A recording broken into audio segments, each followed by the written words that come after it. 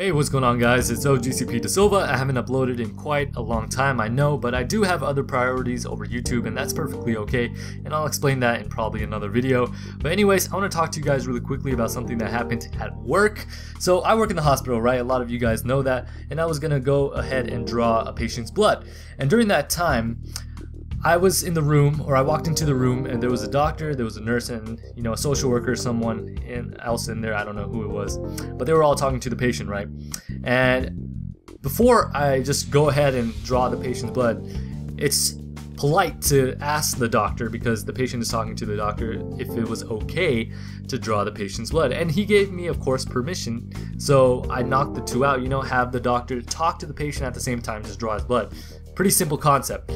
But it wasn't a simple concept for this patient. This patient was actually quite rude, and I want to focus this commentary really quickly, share the story with you guys, how to assert yourself with rude people, okay? So when I went to go tie on the tourniquet, which is that rubber band they put on you before they stick the needle in you, as I was going to go ahead and do that, the patient was like, "Excuse me, I'm talking to the doctor." And at that time I was like, okay, did I not just get permission from the doctor to go ahead and draw your blood? And of course I didn't say that to him, but I did think that in my mind, in that tone and manner. But when I went to say that to him, this is how it went. I was like, I got permission from the doctor. He said it was okay. And is it okay if I draw your blood? He's like, no, you're being very rude. And I was like, thinking in my mind, how am I being rude? But anyways, to avoid confrontation, to avoid any sort of, any sort of argument or anything, I just stepped back and waited for the doctor and the patient to finish the conversation. And once they left the room, I went to go ahead and draw him, right? And during that time, he was still being rude to me and saying this and that and things that, even though I was having a polite attitude towards him and being very kind, he was still being rude to me, right? So it was during that time that I realized that maybe he's thinking that he can say all these things to me and I can't say anything back, which is fine, And then I realized that it's not fine for him to speak to me in that manner. So I had to think right then and there.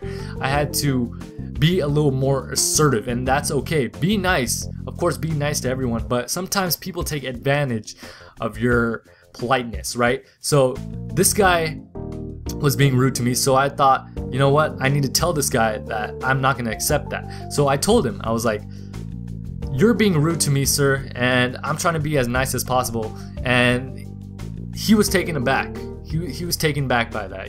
He didn't realize that this guy can be assertive, that I can't boss this guy around. I can't tell him whatever I want because I stood up for myself. I wasn't going to accept the way that he was talking to me, and he kind of backed off.